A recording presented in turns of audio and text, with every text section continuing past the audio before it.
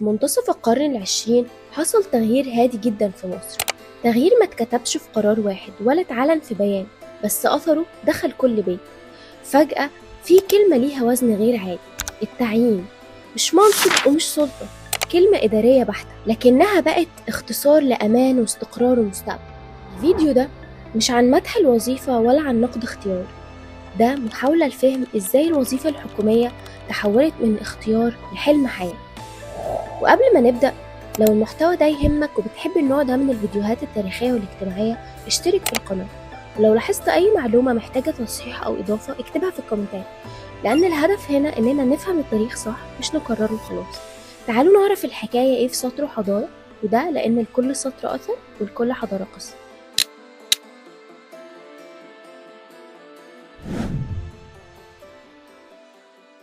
عشان نفهم ليه الوظيفة الحكومية بقت حلم، لازم نرجع خطوة لورا، نفهم إزاي ظهرت أصلا الوظيفة الحكومية. مفهوم الدولة الحديثة ما دخلش مصر فجأة في الخمسينات، هو بدأ يتشكل مع أوائل القرن 19 تحديدا في عهد محمد علي. قبل المرحلة دي الدولة كانت موجودة، لكن وجودها كان محدود، تحصيل ضرائب، جيش وحكم. محمد علي غير المعادلة، أنشأ دواوين، نظم الإدارة، احتاج موظفين ينفذوا مش أوامر شخصية لكن قرارات مكتوبة. من هنا ظهر شكل جديد من الشغل، شغل مش مرتبط بالأرض ولا بالعيلة ولا بالميراث، لكن مرتبط بالإدارة. مع الخديوي إسماعيل الجهاز الإداري كبر، والمصالح الحكومية زادت، والتعليم بقى وسيلة أساسية لإعداد موظفين. بدخول القرن العشرين الدولة بقت موجودة في تفاصيل الحياة اليومية، مش كسلطة لكن كمنظومة تشغيل. في الأربعينات والخمسينات الاقتصاد المصري كان ليه ملامح واضحة، الصناعة الخاصة محدودة، رأس المال الضعيف، السوق المتقلب، والشغل الحر الغير مضمون. في المقابل الدولة بتبني، بتوسع، وبتنشئ مصالح، وبتدير التعليم والصحة والنقل. فطبيعي جدا إنها تبقى أكبر صاحب عمل، مش بدافع الكرم لكن بدافع الإدارة. الدولة كانت محتاجة موظفين عشان تشتغل، والناس كانت محتاجة شغل عشان تعيش، فالاتنين التقوا في نفس النقطة. الشغل ده ما بيتورثش. الجملة دي مفتاح لفهم اجتماعي مهم.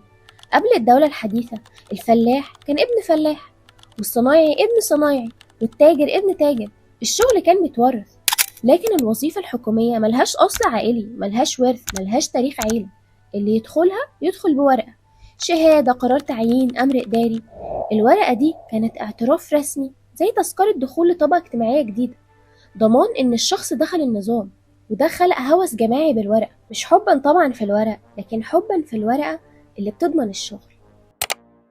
فترة الخمسينات والستينات في مصر شهدت انتقالات ضخمة. ناس سابت الريف وراحت للمدن، مش لأنهم حبوا الزحمة، لكن لأن الزراعة بقت غير كافية. الحرف بقت مرتبطة بالسوق، والسوق طبعا مش ثابت.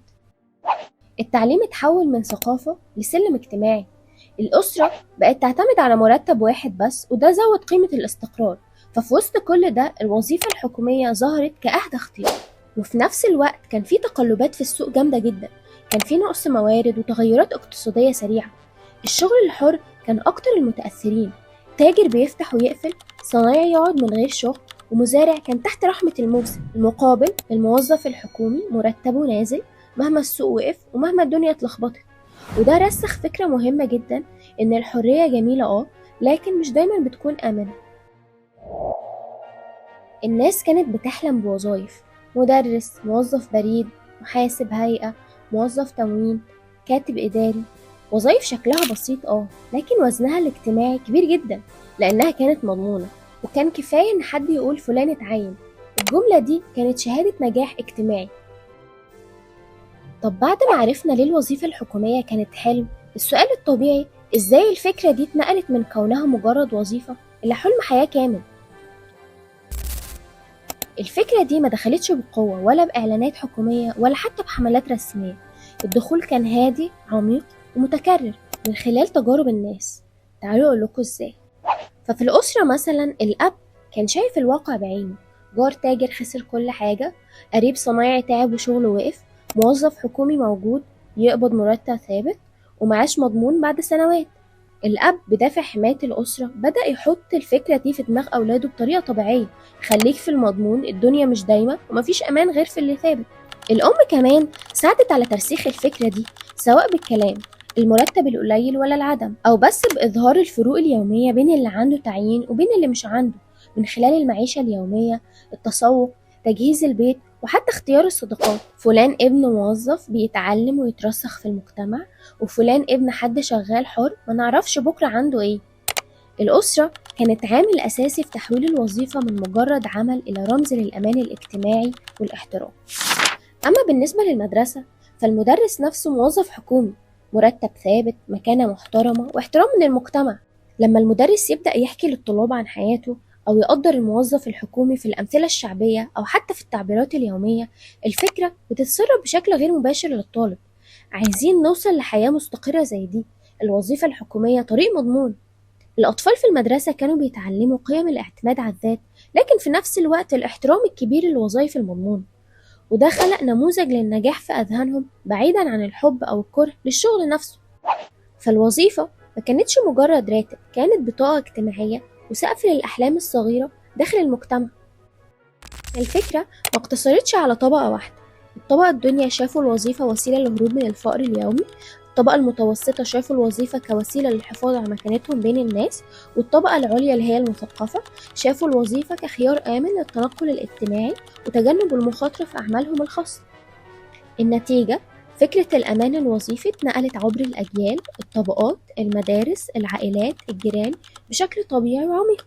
إذن الوظيفة الحكومية ما كانتش مجرد شغل، هي نموذج للنجاح والأمان الاجتماعي مبني على تجربة ملموسة، احترام المجتمع، ونقل القيم عبر الأسرة والمدرسة. النهاردة الوضع اختلف تماما عن الخمسينات والستينات. زمان الاختيار كان بسيط جدا، وظيفة حكومية يعني أمان، أما الوظيفة الخاصة كانت محدودة المخاطرة، والشغل الحر شبه مستحيل لو مش بمعارف أو رأس مال. لكن العالم اتغير دلوقتي، والاقتصاد اتوسع، وزادت الفرص، وظهر مفهوم المسارات المختلفة للشغل. فبقى عندنا أكتر من مسار: وظيفة حكومية، شغل خاص داخل مؤسسة، وشغل حر.